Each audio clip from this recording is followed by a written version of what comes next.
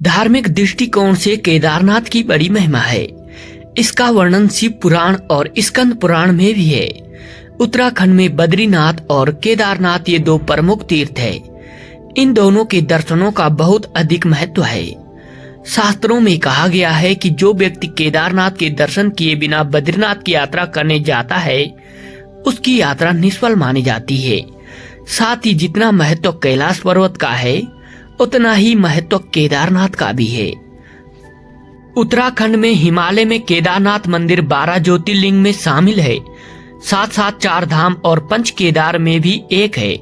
यहाँ की प्रतिकूल जलवायु के कारण यह मंदिर अप्रैल से नवंबर माह के मध्य ही दर्शन के लिए खुलता है। केदारनाथ हिमालय के केदार पर्वत पर अवस्थित है। केदारनाथ धाम तीनों तरफ पहाड़ों से घिरा है। एक तरफ है करीब 22,000 फुट ऊंचा केदारनाथ, दूसरी तरफ है 21,600 फुट ऊंचा खर्च कुंड और तीसरी तरफ है 22,700 फुट ऊंचा भरत कुंड। समुद्र तल से केदारनाथ धाम 3584 मीटर की ऊंचाई पर स्थित है।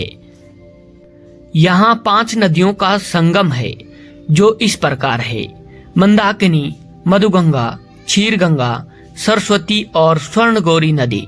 इन नदियों में से कुछ का अब अस्तित्व नहीं रहा, लेकिन अलकनंदा की सहायक मंदाकिनी नदी आज भी मौजूद है। इसी के किनारे केदारेश्वर धाम स्थित है। यहाँ सर्दियों में भारी मात्रा में बर्फ और बारिश में बहुत सारा पानी रहता है।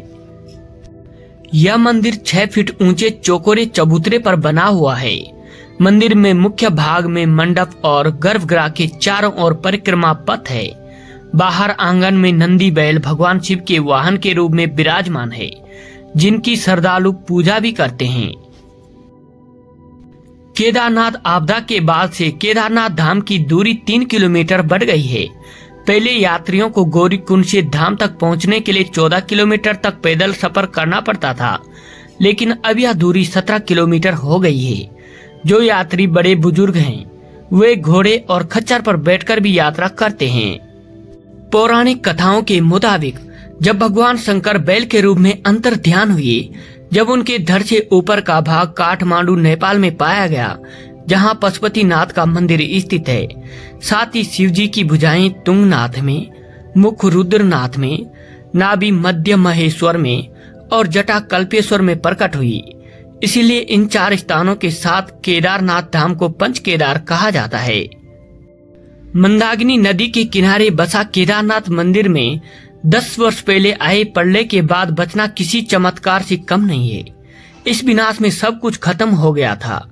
केदारनाथ मंदिर के पीछे पानी के बहाव के साथ आई एक बड़ी चट्टान इस तरह कवच बनी रही कि मंदिर की एक ईंट को भी नुकसान नहीं होने दिया। इस शिला का नाम भीमशिला रखा गया। केदारनाथ जाने वाले सभी भक्त इस शिला की भी पूजा अर्चना करते हैं। यह शिला मंदिर के परिक्रमा मार्ग के बिल्कुल पीछे है।